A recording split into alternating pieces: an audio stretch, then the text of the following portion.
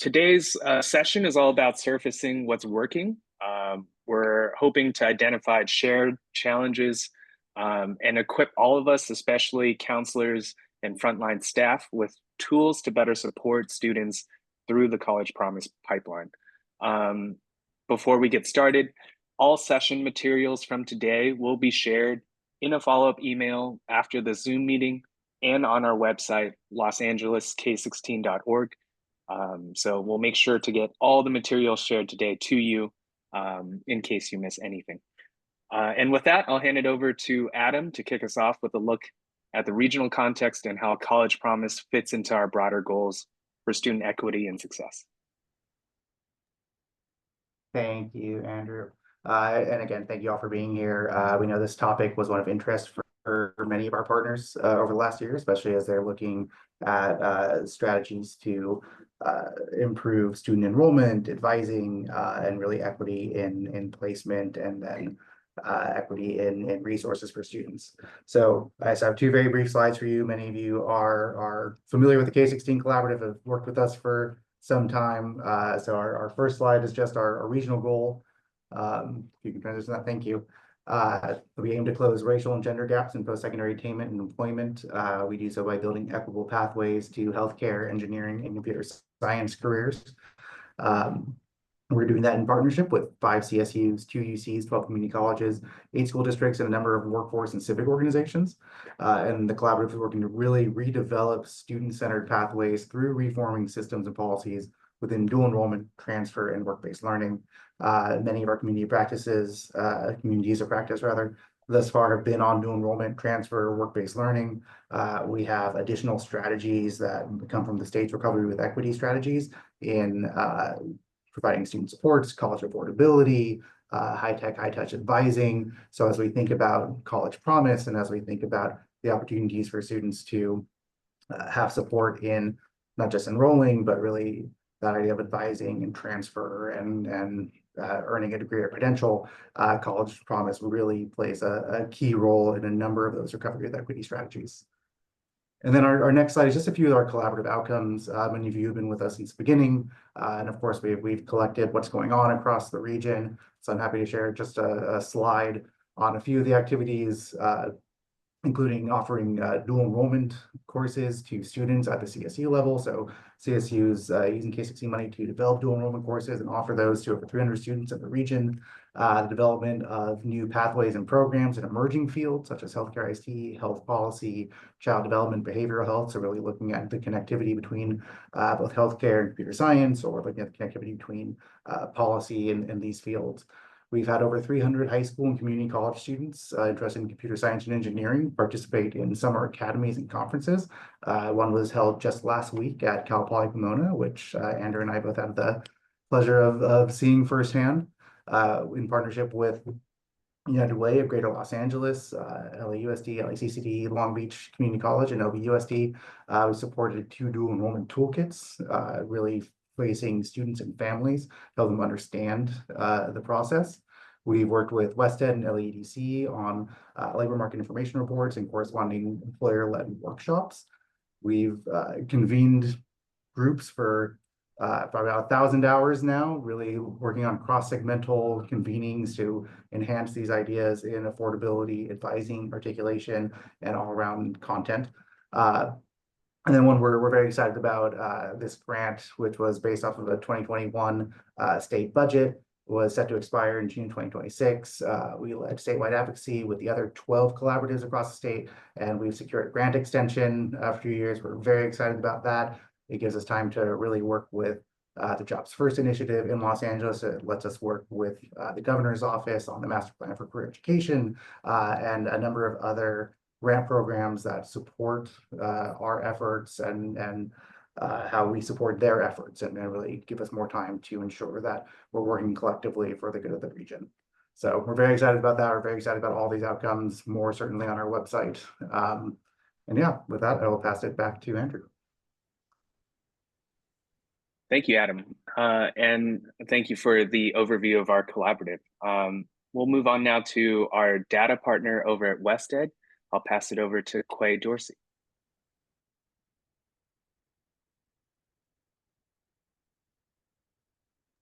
Andrew, you seeing the right screen? Yeah. All right. Good morning, everyone. My name is Quay Dorsey. I work at Wested. Today, we're just going to walk through some of the evidence in the research about college promise more generally, before you all get into some specifics here in a second. So here are the sort of points that I'll cover today.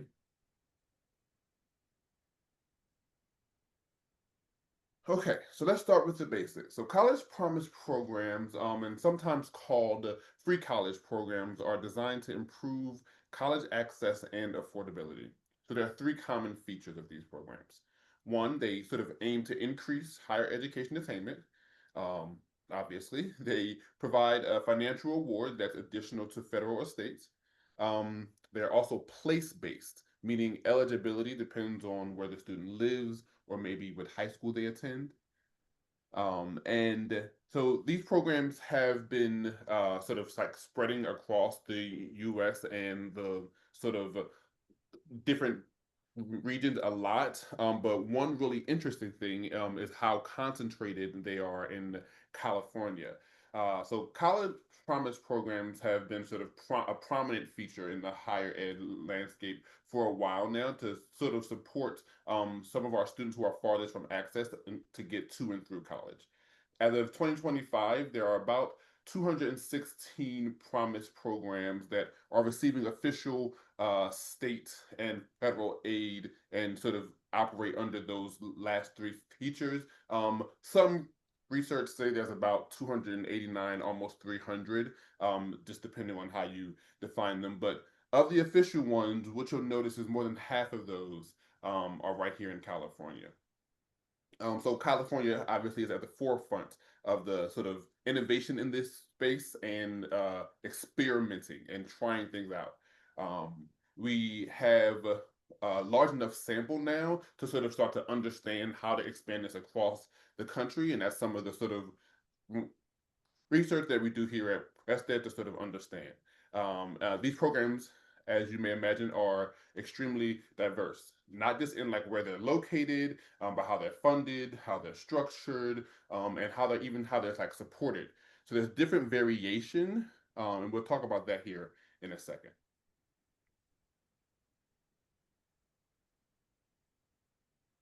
So as I just said, not all programs are the same. They vary significantly in sponsorship, award structure, institutional coverage, and eligibility criteria. Some programs are led by state agencies. Others are led by sort of local partnerships or nonprofits. Some are federally funded. This is a variety of sponsorship that sort of exist in this space. Another is sort of this idea of award structure. Some are last dollar, others are first dollar. And I'll explain a little bit about what that means. So first, for those who may not understand, first dollar programs sort of provide promise aid before any other financial aid is applied. So like students receive that money first, and they can also receive state and federal aid after that, typically up to the cost of attendance outlined by the institution. Last dollar programs sort of support getting up to that whatever the institution is deciding as the sort of uh, last dollar students need for tuition and help. But ultimately, it usually has that those some of those programs have an effect on can have an effect depending on policy on the uh, extra funds that students get from that package. And that sort of is a critical distinction because while last dollar programs are more common, typically because they're less expensive, um, there is research showing that first dollar programs may have more financial benefit, for, particularly those farthest from access. And then in terms of institutional coverage, um, just to kind of think about like is it for like community college? Is it for a 4-year institution? As sort of thinking about like what are the pathways that these programs are helping students get through, and that also varies um, across the spectrum. And then finally, in terms of eligibility, these programs can range from academic merit, if you live in a certain county, if there's income limits, there's many variations, but typically helping those farthest from access is one of the key features. Okay, I'm going to talk a little bit about outcomes. I'm not going to read what's on the screen to you, but please feel free to take some time to do so. So what I want to sort of highlight first, primarily there's sort of solid evidence that promise programs increase both college enrollment and completion. That's like pretty strong in research. And community college attendance is typically covered sort of amongst most of these programs. That's how it works. And in terms of cost benefits, programs tend to have higher returns for students of color, especially when measured against lifetime earnings and community investment. So I want to talk a little bit about Pittsburgh. Um, so Pittsburgh is not LA. It's smaller, obviously, different population, very cheap. I'm from Pennsylvania, so much different place. But they have a really successful college promise program called Pittsburgh Promise. And sort of researchers estimate that the benefits to students and taxpayers from the Promise program will eventually exceed 25 million, sort of outweighing the cost of the financial aid investment over time because it comes back in sort of the support of the economy because of how they're moving students, which is again wild, but very effective. A major takeaway I want to sort of have of what the findings are, so is financial aid helps, but it's not always enough. Particularly for again students farthest from access, students and low income, students who are first gen and have less knowledge. They need programs like this, so obviously that's why we're here talking about. They are essential to moving the needle for those farthest from access.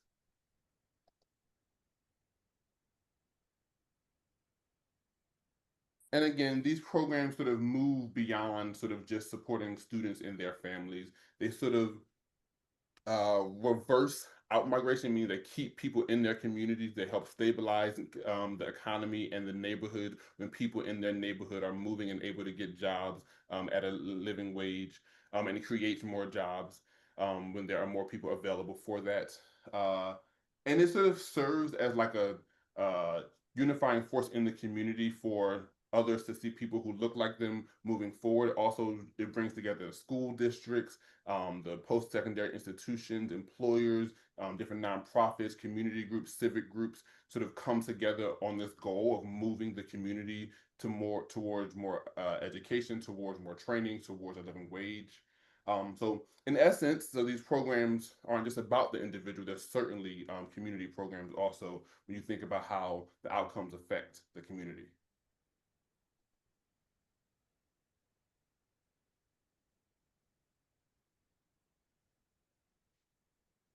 So I want to talk just a second on the limitations to these programs. And this again is not, this is we did a sort of literature review to find this. This is not every single study. This is sort of just a summary of some of the more repeated findings that we found. So some studies show there's no change in enrollment for these students, for certain populations, particularly this can be based on like eligibility criteria. So it's just not a lot of students getting into it, and the students who are getting into it might have already went to college anyway. So it sort of keeps the things the same, the numbers the same. Excuse me. Lack of awareness or guidance to navigate the requirements is also sort of a barrier there. If you don't sort of understand how to navigate the application process, what the program is, if there's not enough people navigating to it, if the programs can't afford to do outreach, that also could sort of have an effect. Also, there's just some concern that last dollar programs often don't fully meet equity requirements or equity needs rather for for low income students and first gen students. And one of the biggest pieces that Rachel and I found when going through this was just because we're talking about free tuition, that alone does not necessarily equal access and certainly doesn't equal equity because tuition alone doesn't solve problems for the larger movement that we're really actually trying to have for students to get to and through college. All right, I'm going to move quickly through these. It's going to be a number of scales, and we're going to look at sort of the different features. Because I talked about how these sort of how the evidence contradicts itself or sort of has an argument throughout different studies. And I sort of summarized that a bit here. So full-time enrollment uh, requirements may certainly improve the competition, but it reduces equity for low-income students who need to go to work. Academic requirements may increase reported success rates, but resources and support are not available to many disadvantaged students to increase the access. Place-based requirements and application processes help programs choose students, but can create barriers for those who could benefit or are unable to produce the right evidence. Requirements for enrollment directly after high school graduation could improve outcomes for all students, particularly low socioeconomic students. And yet, that scale is difficult to build and maintain. So beyond financial aid, programs need to invest in personnel for oversight and student support, create strong marketing and communication materials to increase outreach, ensure that data systems are in place to track the outcomes, and avoid shifting funds away from existing student support services to sort of focus on other larger initiatives. And ultimately, what we research is showing that these are the factors that typically make or break the implementation of an effective college promise program. I'm going to just put that there quickly because I have to keep moving. I am going over my time just a little bit, I think.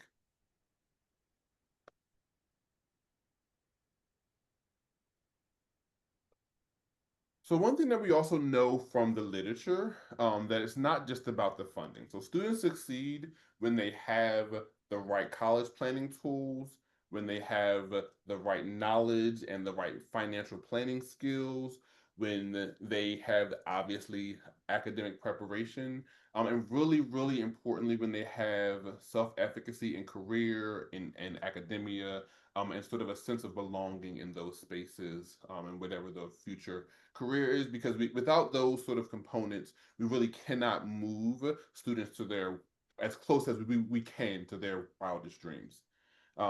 So promise programs, as I've said multiple times today, work best when sort of they are embedded in sort of broader student readiness support and ecosystems, meaning we're considering all sort of actors and all parts of the child when trying to move a student when trying to move forward. All right, to wrap up, so I got a couple practical takeaways to consider for this community of practice. So understand that equity depends on design. Some students benefit more than others.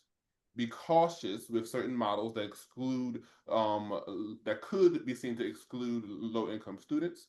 Invest in comprehensive supports beyond tuition, academic, social, logistical, and consider eligibility requirements not only from a policy standpoint, but also from a student experience of accessing the program standpoint.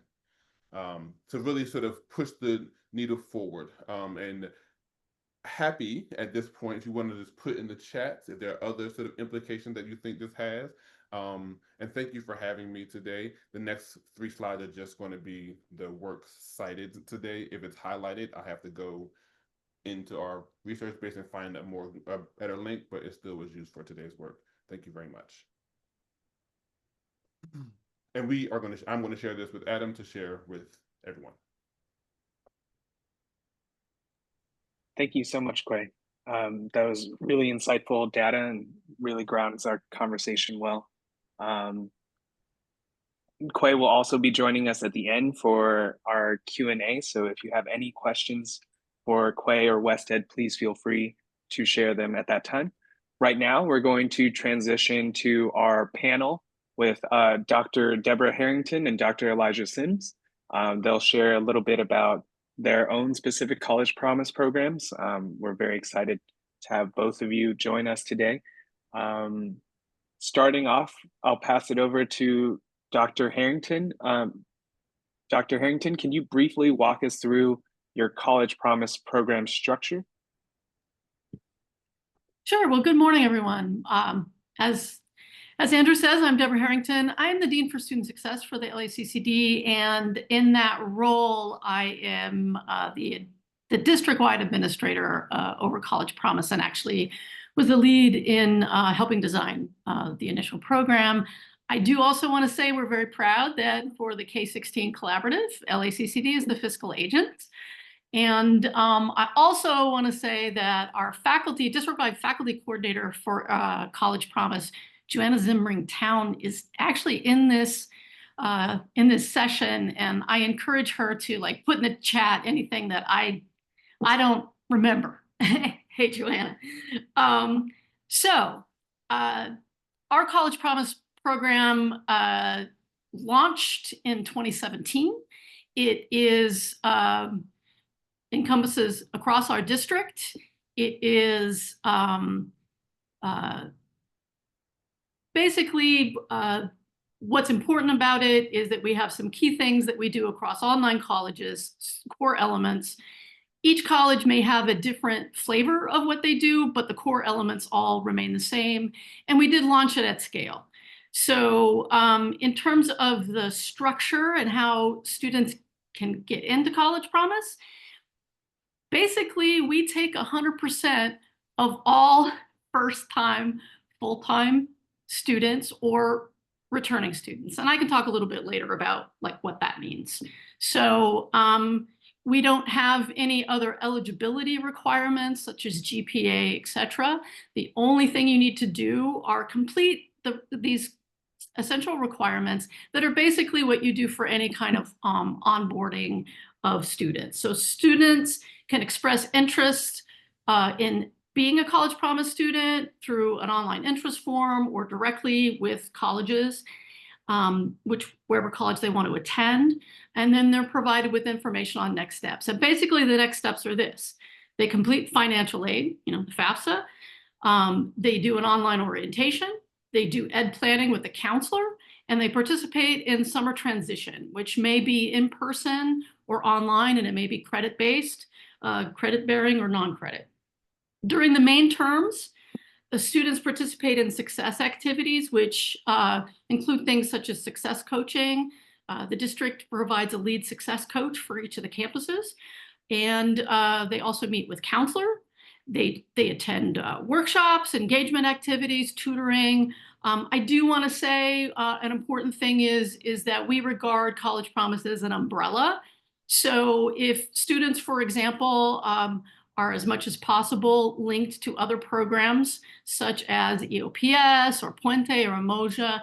And if they are doing the success activities or requirements for that program, they don't have to do something special for College Promise. That fulfills them being a College Promise student. They have a structured schedule of 12 to 15 units. In that first year, they are put into the required English and math, depending on their majors. I mean, obviously, some majors or some CTE programs, there may not be a specific required math as an example. So it's appropriate to that. And I don't know, Andrew, if you wanted me to talk a little bit more about the eligibility and the supports that are offered now, or you want me to wait? I think we can touch on that in a moment. Thank you, Dr. Harrington. I'll pass it over to Dr. Sims now. Dr. Sims, would you like to give a brief overview of your College Promise program? Absolutely. Hey, folks, it's great to be here with you. I'm also going to shout out a couple people in the room from Cal State Long Beach. My College Promise folks from over there are in the space. So I see George and I see Dr. Colleen. So I'm going to use you two as fact checkers. If you see anything that needs to be improved upon, don't hesitate. So the question that I see is about program structure. I'm going to show you a visual. So I've been in the role as College Promise Director for about 4 years, and our structure really hasn't changed in that time. So I'm going to show you what it looks like, and we can talk through it a little bit. Um, Thumbs up if you can see that. All right, fantastic. So the Long Beach College Promise is local to the city of Long Beach and is led by 3 CEOs. Actually, this has an error because LBCC is supposed to be in here and it's not, but it's Dr. Mike Munoz from LBCC, Jane Connolly from Cal State Long Beach, and LBUSD's Dr. Jill Baker. So those are the 3 at the top. We'll send this out to you and I'll fix that. Under those 3 CEOs of the respective academic institutions is me. Before we go there, though, I want to note that there is a 4th partner, which is the city of Long Beach. They're officially in our MOU. The director of College Promise takes direction from the academic partners. The city is involved and supports our workforce related efforts primarily, but that isn't the only thing that they can do. It's just how we operationalize their support most often.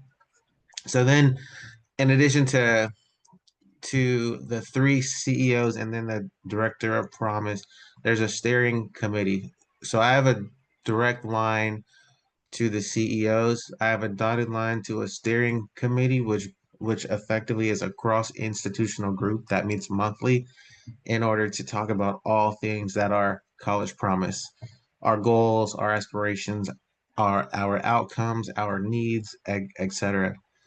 Under steering, there's 2 other groups. There's a data group, and there is also um, a couple different advisory groups. I think the one that we probably lean on the most across institutions is this one, that Counselor Advisor Work Group.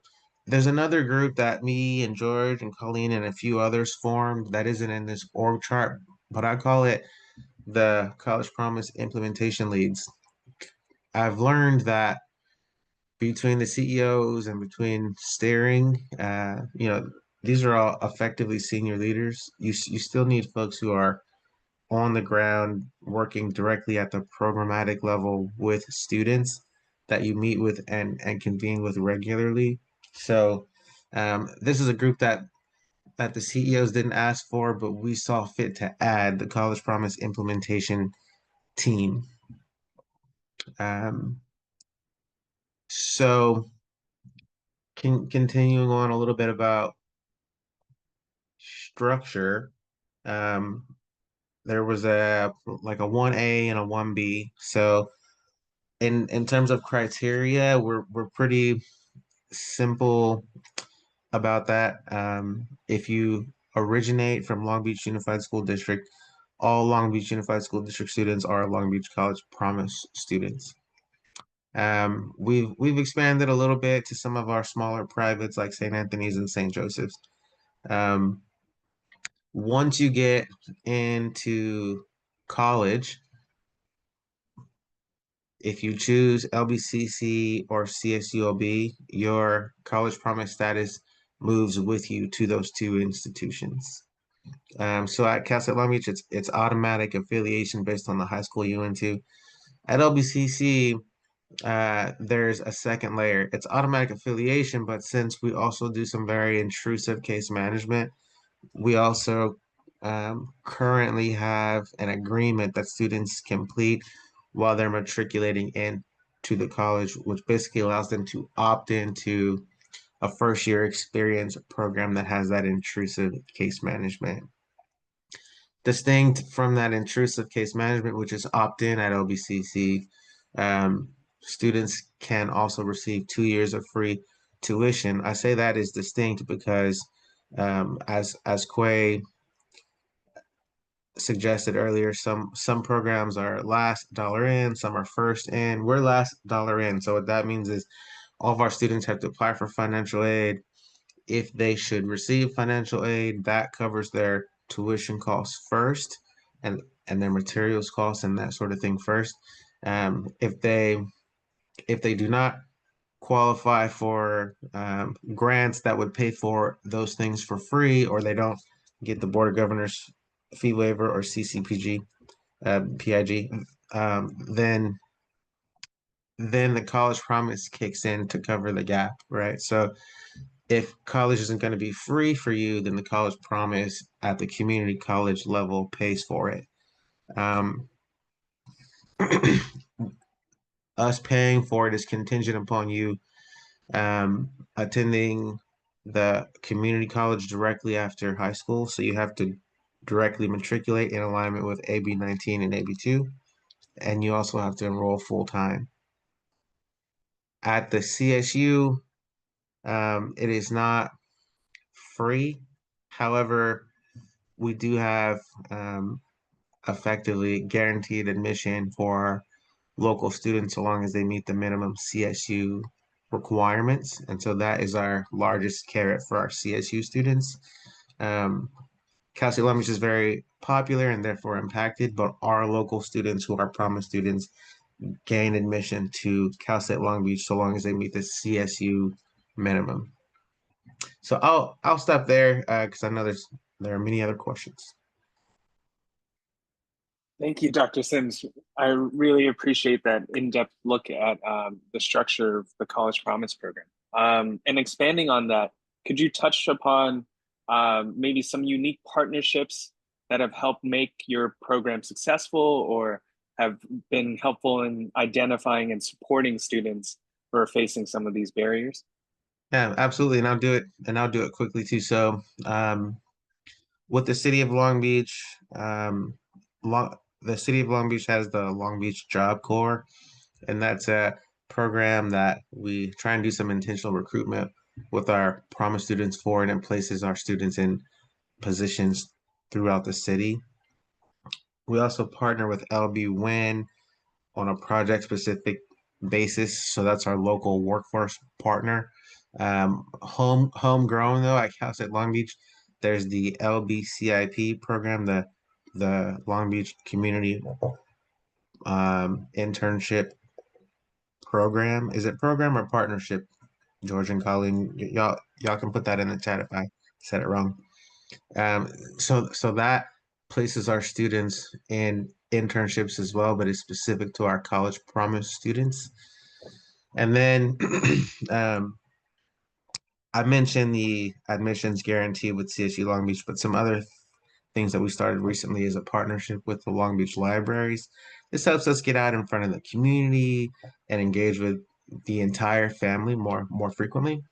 And lastly, of course, the heart of the promise is really those three academic partners. And so all kinds of opportunities arise when those three partners are talking cross institutionally.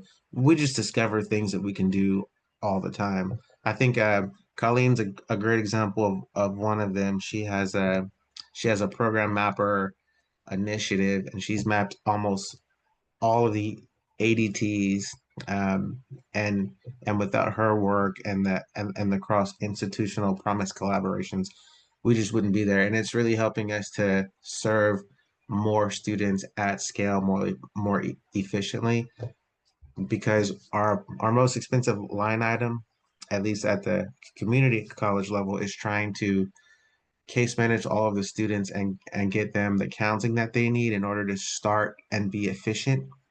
So our program mapper work is helping to streamline that. It's making appointments shorter. It's providing more clarity to students and parents even before they meet a counselor. That's incredible. Thank you, Dr. Sims.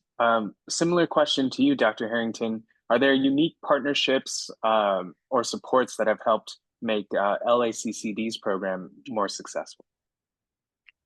Absolutely. And actually, while I am talking about this, I am going to share screen, and I'm just going to share a sort of snapshot of what we've achieved with College Promise in terms of outcomes. So let me try to do this pretty fastly. Here we go. So LA College Promise, actually our major partner to begin with was the mayor's office. So back in 2016, Mayor Garcetti announced to the world that we were going to offer free tuition to all of our incoming college students. And that was just a call for us to create College Promise. And we did that in partnership with the mayor's office, with the Chamber of Commerce, and our essential partner, our primary feeder, the second largest K-12 district in the country, LAUSD. And the essential problem that we were trying to address was the fact that LAUSD was showing that more than 18,000 of their graduating seniors did not go to any kind of college whatsoever. So our primary motivator was we wanted to increase college going and completion. So LA College Promise was always designed as a completion program. It was designed to obviously increase economic mobility, engagement of a citizenry, to grow Los Angeles. And with that, with LAUSD, we work quite closely with our AG unit. We do lots of outreach activities in combination with LAUSD and keep them very much informed about the message of coming into College Promise, which is basically any one of you can come to College Promise who are graduating. And we also partner with LAUSD in sending out a letter that comes from the mayor, from our chancellor, and from the superintendent notifying graduating seniors about the steps you can take to get into College Promise and that you can go. We also have, with the mayor's office, have done many things like, particular internships that our College Promise students were first in line for. We also do something that's called the Maya program, which was an international travel program that the mayor's office does in combination with us. And of course, our LACCD Foundation itself. We've worked with them. We have emergency grants that come through them, things like Wi-Fi hotspots. But basically, the whole point of College Promise for us was to institutionalize it from the start and try to change the way that we do business for all incoming students. So I would add that the essential things that I talked to you about, all of our colleges, basically their College Promise programs are part of the intake program for any incoming new entering students. It's just how we onboard them. Maybe not all incoming students take advantage of College Promise in terms of completing all the requirements. However, they get exposure and are connected. They often, through College Promise, because we do intake forms at each of the colleges that are more robust than your typical intake form, we can see for an entering student if they need something in particular, if they have basic needs, if they want to connect them to EOPS. And so even if they don't complete, as an example, one of the requirements, summer transition, they still get the benefits of College Promise in the sense that we may connect them to a program that's going to help them. With that said, I would comment just a little bit more about, in terms of our overall structure, do understand that we have College Promise coordinators at each of the campuses, and we meet with them bi-weekly. So twice a month, we are meeting with them. We are talking about, what's going on in the programs. We have data dashboards that are linked to momentum points in College Promise, and our data dashboards are completely open. So this data that you're seeing here is quite there on the data dashboards. And I can talk a little bit more about this, but I have given a slide presentation and also a white paper done in conjunction with Harvard and USC that can tell you more about the details of the program. Thank you, Dr. Harrington. And staying with you in regards to work on the ground, what role do you see frontline staff, high school or college counselors playing in helping students navigate this Promise program process? What advice, if any, would you give to them in trying to support students as they navigate these complex needs? Hmm. So, I mean, as I said before, we have outreach teams at each of the campuses that conduct really robust outreach programs. They work closely with high school counselors to identify potential LACCD students. Although I would say we are not place-based. Oh, and by the way, we are last dollar. As I said, our essential message is that we universally market that you can go to college for free, no caveats. You just have to complete those requirements I talked about earlier. So I think that essential message, which is essentially, here's what, with LAUSD, for example, those counselors know very much are onboarding, what students need to do to complete College Promise. But whether or not at a central level, because we do outreach also at a central level at the district level, or at the college level, we participate in college fairs, Cash for College events, decision days to help get the word out. We do that letter that I talked about. We have had several successful student conferences that are led by our success coaches. And by the way, our success coaches are peer or near peer. Through those, we do those regionally. We obviously bring in students from all the feeder schools to talk with them about College Promise, to help them with strategies about how they achieve, how they should direct themselves towards being college ready. So we have workshops for them at those conferences. And I think, just overall, that essential message of it being a success and completion program with 95 to 97% of our funds going directly to students is also a key way that we have achieved success through College Promise. One other thing I would mention is that College Promise, initially we were funded through the mayor's office, through their foundation. But soon after that, we went and helped carry the legislation that became AB 2 and AB 19. And so our funding for our College Promise is all exclusively through AB 19. And again, those resources are going directly to the students to, we give them stipends, we give them Chromebooks. They also get priority registration. So all the things that are bundled up into what College Promise students get are really focused on, again, direct support to students. Okay. But anyway, I don't want to take up, I could go on forever. So we should go to the next, we should have Elijah address that question. Yeah, thank you, Dr. Harrington. And same question to you, Dr. Sims. What role do you see for frontline staff and counselors as they help students navigate this Promise program? Sure. So we've at the college level, we serve roughly around 9,000 students at any given time at LBCC and CSULB that are Promise affiliated, and then K-12 is another 65,000. So there's a large number of students and a significant number of different counselors and advisors and career center specialists who are kind of working collectively to serve students. Advice I would give are in 4 different areas.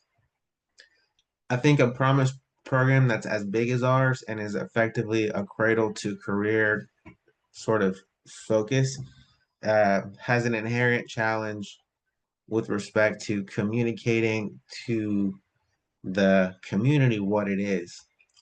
Because a College Promise is different, a College Promise program, I should say, is different depending on where a student is developmentally on their journey.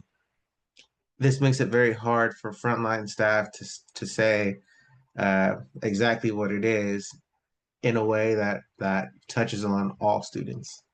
So we've been trying to do some intentional work around just naming our tagline. We know we're the Long Beach College Promise, but if we could say in a sentence what that means, can we say something like a partnership creating pathways from the classroom to careers? We think something like that will help us to streamline our messaging. So frontline staff need a clear message for what the program is and what its mission is. Secondly, frontline staff can really benefit from understanding the enrollment funnels that exist. We've noticed that whether it's our outreach team or our folks who are in the admissions offices, they get influxes of students depending on what communications are going out and what teams are in what high schools and that sort of thing anyway. So how can you cue your team in what your enrollment funnel really looks like? Who is out and where? And how does that overlay with an academic year's timeline? Again, since we're cradle to career, we have learned the significance of not just talking to students, but engaging with the entire family. The family has to help the student make sense of the opportunity. The student having to do that alone is a significant challenge and burden for them. So now when we talk promise, we're trying to create venues in order to engage the whole family in that conversation so they can collectively understand the opportunity and therefore by extension support the student better. And when you engage with the whole family and invite the staff so they hear the messaging and the supports as well. And then last thing I would touch on is just build and share your cross-institutional data so that cross-institutionally you can also build interventions. And sometimes that is a messy thing. Institutions can be pretty close. Institutions can traditionally guard their data very closely. There are lots of reasons for that. But in our experience, the closer you can get to transparency around key things like the matriculation funnel, your persistence, your transfer rates, your graduation outcomes, it becomes much easier to try and build some collected interventions to address the shortcomings that your data would elevate. So I have a example of a dashboard that we built for the first time using our data sharing warehouse, which is based on our data sharing MOU, which will eventually be community facing information, but also internally we can use that in order to figure out what we could be doing better to support our students holistically. Thank you, Dr. Sims. Thank you to you both for your insightful answers to all of our questions. We'd love to open up the space now to leave time for the audience for some open questions and answers. Please feel free to come off mute and share your questions there, or please share your questions in the chat with us, either for Dr. Sims, Dr. Harrington, or Quay from West Ed.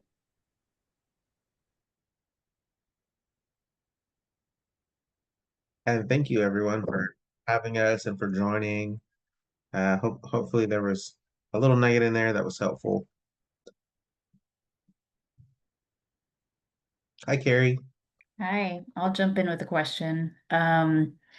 So through some of our other work at Unite LA, there's been a lot more discussion around non-degree credentials and non-credit programs at community colleges and how graduating high school students are kind of navigating or opting in to some of those programs that offer like shorter term credentials and pathways into the workforce. Sometimes they're looking at for-profit programs, vocational schools to access those types of shorter term credentials. And so I'm wondering, like, do you see an increasing demand for those types of programs amongst, your first-time college students in particular? And are you thinking about like how College Promise might relate to that interest in those like shorter term credentials? That's very different from like, Yeah. full-time enrollment to a degree.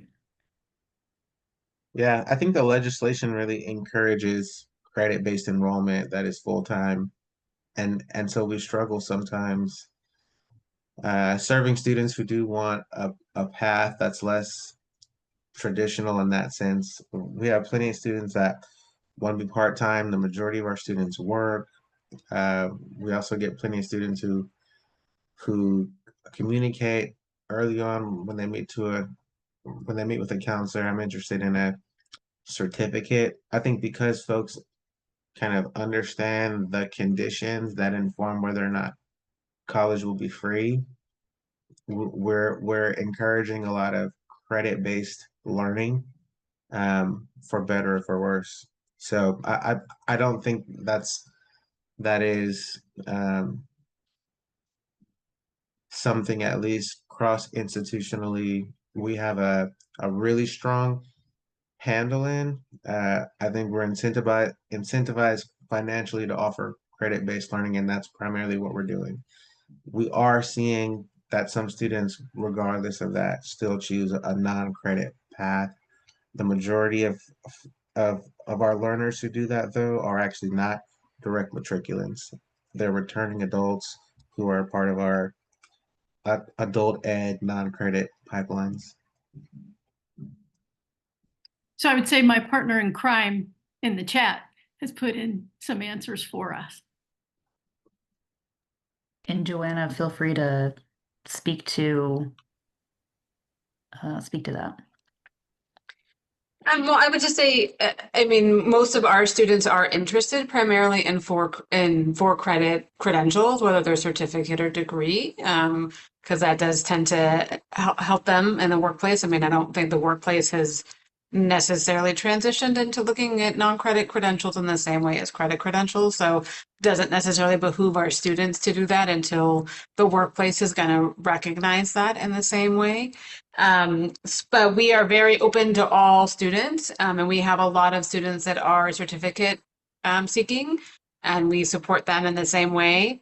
Most of our certificates are designed actually to be attended full time, so it doesn't impact our students' abilities to participate in Promise.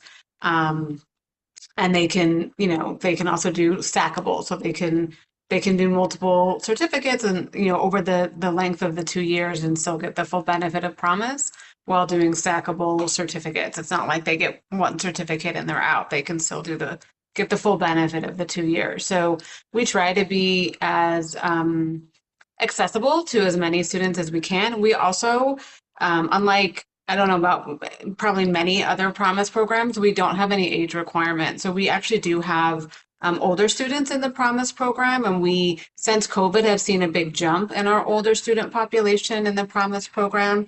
And those students are, certainly some of them are interested in pursuing transfer and 4-year credentials, but many of them are more interested in pursuing shorter term credentials because they're in the workplace and they're trying to level up, or maybe they're changing.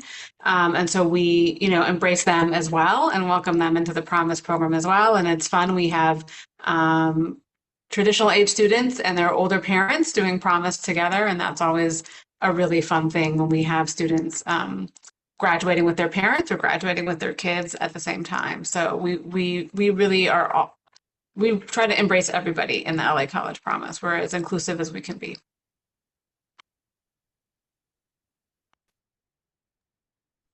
It's a great question. Yeah. Thanks, Joanna. And it would be great to hear more about like what I just wonder if those credit certificate programs, if those are being marketed through the College Promise. I know we're at time, but Yeah, I mean, we do certainly, like, obviously, like at trade, those are marketed much more heavily. So it kind of depends on the campus and what's available to the campus. But we also do market stackable certificates that then lead to degrees and whatnot too.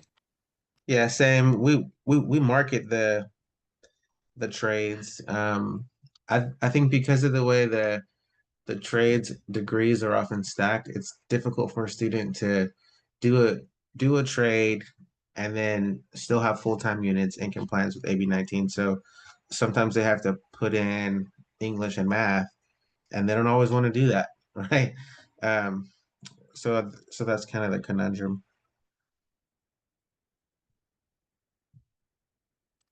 Yeah, I mean, I think for us, just right. So it depends on our campus. LA Trade Tech does the majority, not the majority, but they do, obviously their student population is much more heavily interested in certificates. And those certificates, for the most part, are designed to go full time. They're sort of large unit bearing certificates. Like if you think automotive or barbershop or welding or so those students are still able to do full time. We also find that if they are pursuing a certificate, we generally don't put them in English and math. If they need to kind of balance out their schedule, we put them in like a counseling class that's going to help them with their success skills, or something that they're like genuinely interested in, because they don't necessarily need to take the English and the math. So we try to help them. If we have to kind of pad their schedule, we try to help them do it in a way that's going to speak to them, and help, as we call it, light their fire, and also complement their credential path, their certificate path. So there's no like one answer, right? There's no easy way. There's no one solution for everybody. I think we just try to do the best we can with what we have, and serve as many students as we possibly can. And I would just add, in the interest of this community practice, that, do feel free to reach out to either myself or Joanna, or I can connect you with, especially with a lot of the on the ground stuff, because Joanna is primarily our front facing, working with the practitioners, and can answer a lot of these questions. But hopefully our emails are being shared, or information by Adam or Andrew, and you can get a hold of us. Yes, we will definitely share out all of your contact information with the follow-up resources. That brings us to time. So I'd like to thank you all for joining us today. Thank you, Quay, Dr. Harrington, Dr. Sims, your teams, and all those involved in today's College Promise Community of Practice.